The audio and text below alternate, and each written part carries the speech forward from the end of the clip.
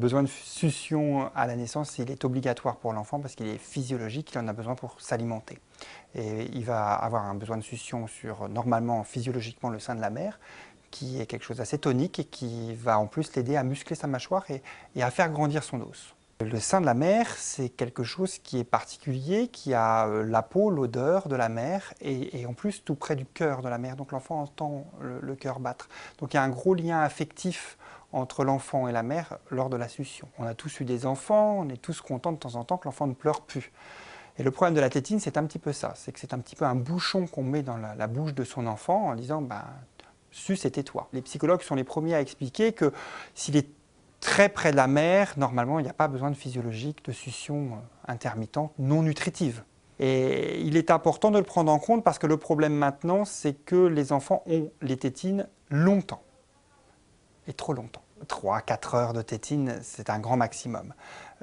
Si l'enfant a la tétine toute la nuit dans la bouche, vous imaginez qu'il y a 7-8 heures avec quelque chose entre les dents et une succion ininterrompue de la tétine. Et ça, c'est pas physiologique. Ça, il faut vraiment ne pas rentrer dans ce jeu-là. Et puis une tétine au-delà de 3-4 ans, c'est plus physiologique. Les dents ne vont plus se toucher puisqu'il existe, la tétine est entre les dents, donc les dents luttent contre le plastique pour se toucher. Donc on a un trou devant, ça s'appelle une béance. La deuxième chose, c'est que l'enfant a tendance à respirer par la bouche. Et ça, c'est pas physiologique. Lorsque vous respirez trop par la bouche, les fosses nasales ne se développent pas, votre maxillaire est trop petit et ça entraîne en plus une mauvaise respiration. Donc c'est un cercle vicieux. Et puis le sommeil aussi est perturbé avec trop de succion pendant le sommeil. Le pouce, c'est physiologique, il l'a tout le temps, c'est lui qui le prend. On ne peut pas s'en vouloir qu'un enfant a pris le pouce. C'est la première chose. La deuxième chose, c'est que malheureusement, il est plus dur qu'une tétine, donc il déforme un peu plus.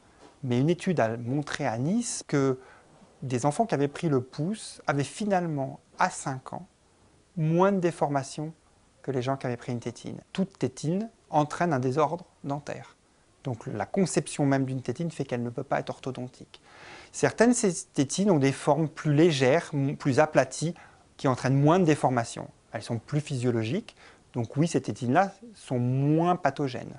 Mais je dirais moins pathogènes, c'est pas pour ça qu'elles sont bonnes. On ne connaît pas beaucoup de parents qui, quand un enfant pleure, prend la main de son enfant et le met dans le bouche en lui disant « prends ton pouce ». Alors qu'une tétine, on le fait, tous, on met la tétine. Pour arrêter la tétine, il faut beaucoup parler à l'enfant. Et si on en discute beaucoup, si on en parle, y compris avec les dentistes, les orthodontistes, les pédiatres, on est là aussi pour aider les parents et à passer ce cap un peu difficile.